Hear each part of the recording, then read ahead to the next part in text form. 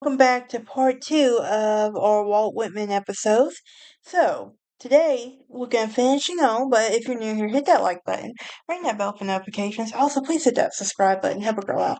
Also, happy 4th of July, everyone. I hope you're staying safe and making smart decisions. So, please don't get drunk and shoot each other with bottle rockets, anything like that. Please don't. Please don't.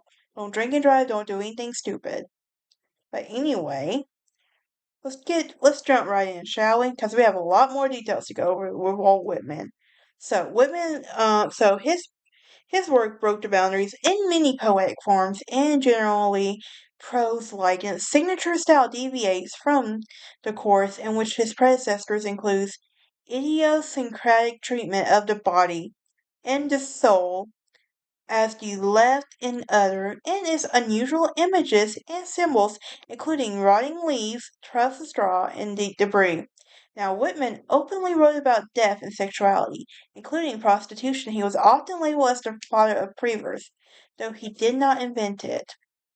So, Whitman wrote in his preface in the 1855 edition of Green's Leaves of Grass, the proof of a poet is that his country observes him as an affectionate as he observed it. He believed it was a vital symbiotic relationship between the poet and society. He emphasized the connection, especially in Song of Myself, by using all the first person narration in American epic. It deviated from the historic use of elevated hero and instead assumed the identity of the common people. And Lisa Grass also responded to the impact of the rapid urbanization in the U.S. on the masses. So Whitman was a vocal proponent in the temperance in his youth and rarely drank. And he once stated that he did not taste strong liquor until he was 30, and occasionally argued for prohibition. So his first novel was the Franklin Evans, or the Iterate, was published November 23rd, 1842, and is a temperance novel. He also wrote the novel at the height of his popularity of the Washington movement and the movement that played with contradictions, as was Franklin Evans. Years later, he would claim that he was embarrassed by the book and called it a damned rot. He also dismissed it by saying that he wrote the novel in 3 days solely for money under the influence of alcohol.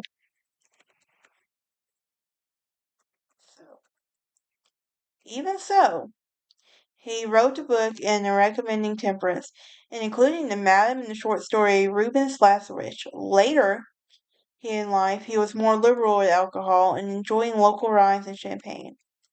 So we're probably wondering, what did this guy believe in? Well, he was deeply influenced by deism. He denied any one faith, and important more important that he denied more any one faith was more important than the other, and he embraced all religions equally. In 1874, he was invited to write a poem about the spiritualism movement, to which he responded, "It seems to be nearly altogether a poor, cheap, crude humbug," which was a religious skeptic. Though accepted in the church, he believed non-God to Whitman, and he was also immanent and transcendent in a human soul, was immortal in a state of progressive movement.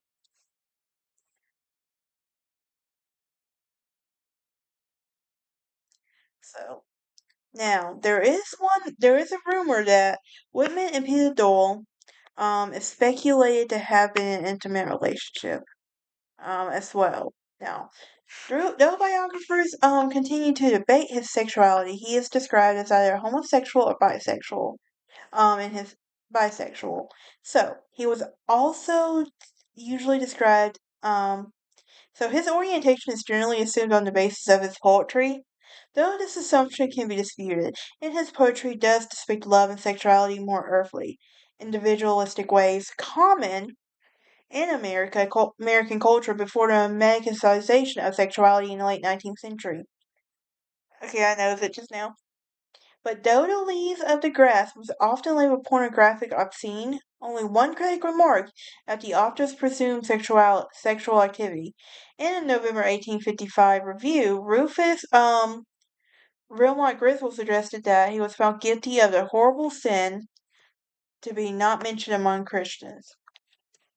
So, in the manuscript, the love poem, Once I Passed Through a Populous City was written by Whitman and was 29. It was originally about a man. Later in his life, he was later asked outright about his calumnious poems were homosexual.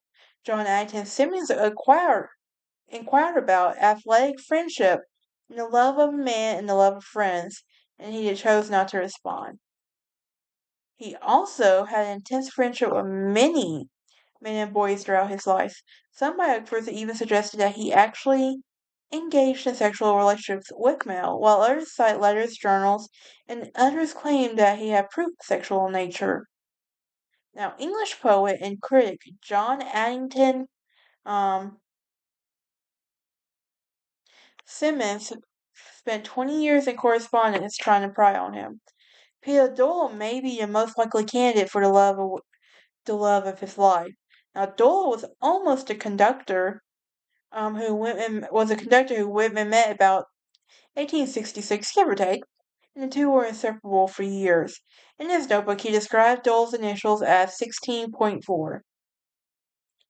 Um, and Oscar Wilde would meet Whitman in the U.S. in 1882 and later told the homosexual rights activist George Cecil Ives that I have the kiss of Walt Whitman still on my lips. The only explicit description of his sexual activities is secondhand. In 1924, Edward Carpenter told Gavin Octor about his sexual encounter with the youth with Whitman and the details of which Octor recorded in his journal. Another possible lover was Bill Duckett. So, excuse me.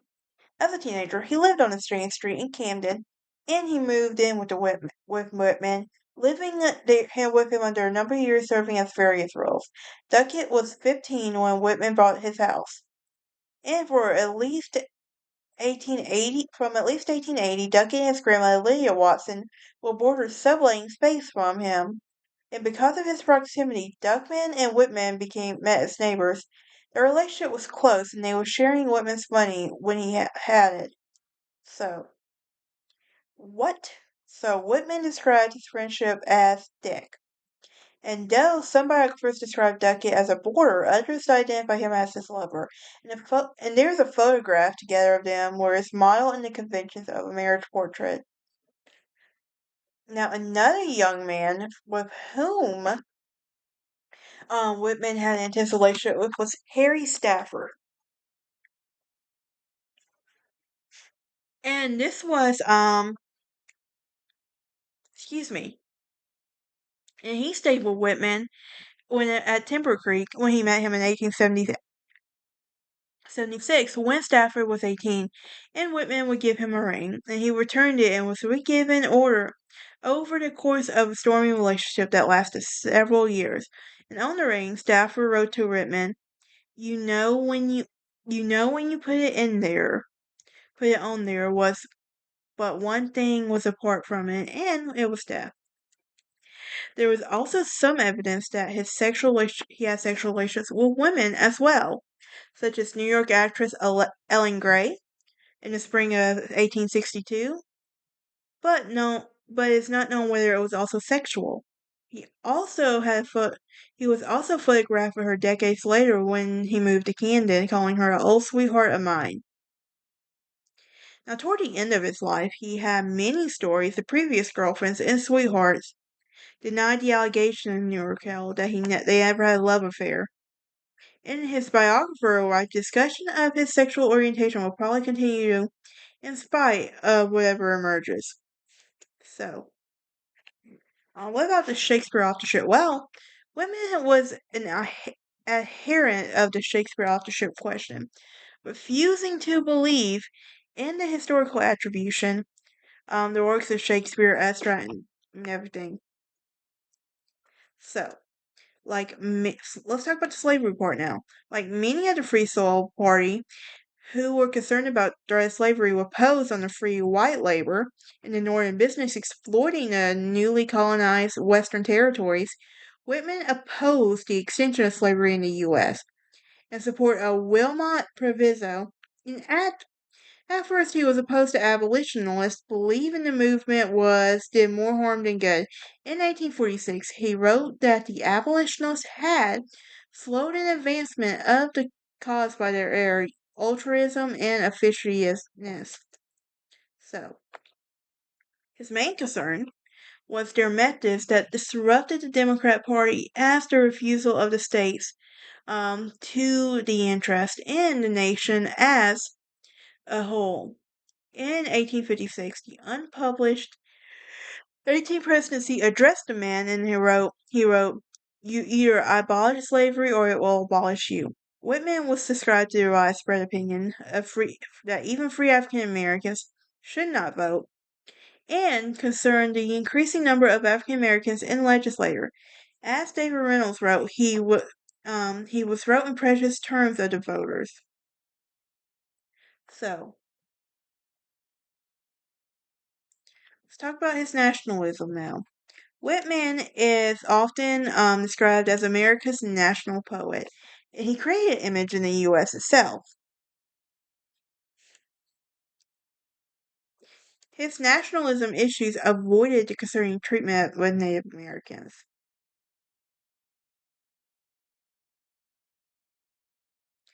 Now, let's talk about his legacy and influence, because a poet that's famous did leave a legacy.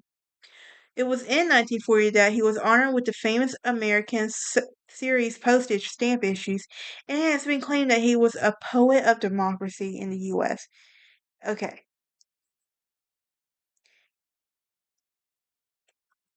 so who actually he had many admirers. In he was American poets or consider him one of the most influential poets. Even modernist poet Edward Pound called Whitman America's poet. Also, he's also some Latin American poets that have captured great influence from him. Even European authors, and his work can even be seen in television shows as well, such as His Life in Verse, which was referenced in a substantial number of works and films.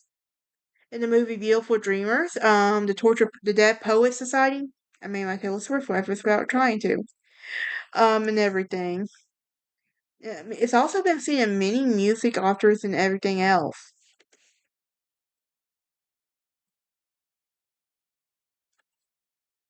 He was inducted into the New Jersey Hall of Fame in 2009. In 2013, he was inducted into the Legacy Wall and everything. So, that is it for our episode. Join me as we talk about vampirism and everything else. I'll see y'all next time. Y'all have a happy 4th and stay safe.